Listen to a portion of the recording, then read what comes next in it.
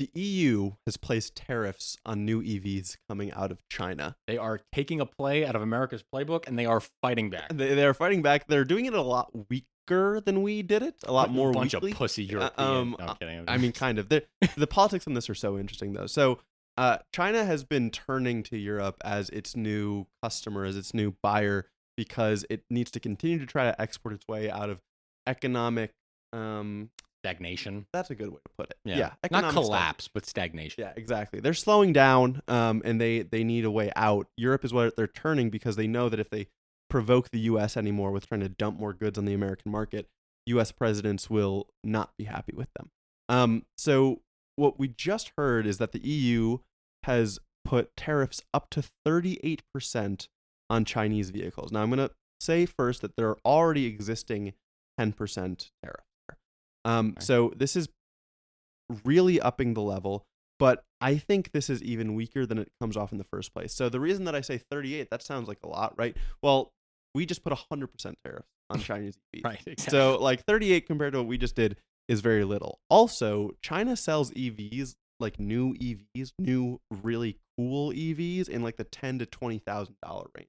So they can still get past this 38% barrier. That's not going to be like a hit to the European market. Yeah. It's still going to leave them very competitive with what Europe's producing. Mm-hmm. Like more competitive than the standard European EV sedan. Yeah.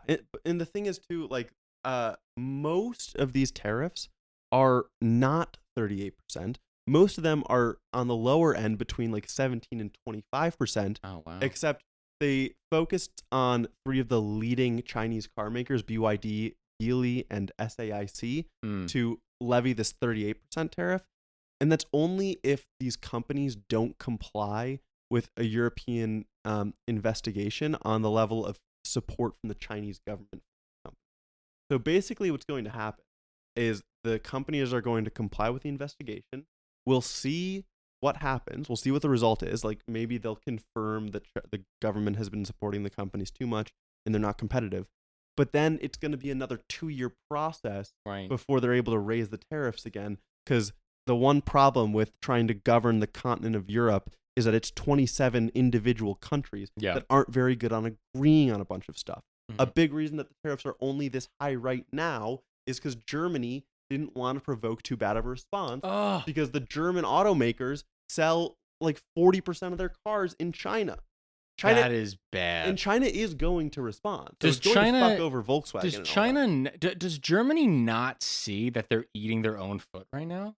Like, what is going on? They've already made this mistake with Russia. Yeah. They already overly integrated their energy sector with Russia. Mm-hmm. Why would they think it's a good idea to overly integrate their consumption of their exports to China when we know that China is not going to play fair with them? No, I mean, China has been taking German market share in specifically the sectors in the industry that Germany hopes to dominate for decades. They've opened up the market. They're like, come build here, sell here, and then they take all the German manufacturing expertise and they build their own things. It's exactly what happened with all these cars. The problem is they're stuck, right? Because China's a big supplier of a ton of goods to Germany. Mm-hmm. And Germany and these big companies that have a ton of political clout still do want to sell in China. So it's not as easy as just cutting off, because Germany needs buyers too, right? And we don't want to buy from them either. Right. No. It's a hard call. Call. And I think there's other European countries that actually want to integrate more with China. Right. Mm-hmm. There are countries that do. Portugal is one. Hungary, of course, because those authoritarians stick together. Yeah. And, Hungary's like, oh, yeah, you know what? I will integrate with China and the Russian bloc and force the EU to kind of accept more of a Chinese hegemony. Yeah. Hungary, God, what Orban does, dude, it is interesting.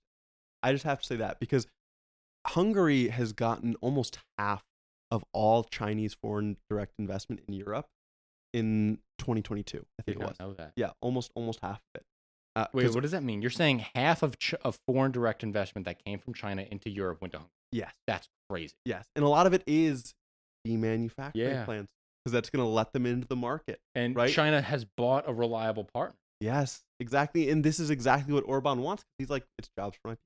Yeah. right? He doesn't give a shit about No. Europe or their independence from The China European or Russia. project, none of that. Doesn't give a shit at all. So he's playing his cards pretty well because Russia's never going to invade Hungary because Orban is Putin's man on the inside. Yeah. China's not going to try to act aggressively towards Hungary.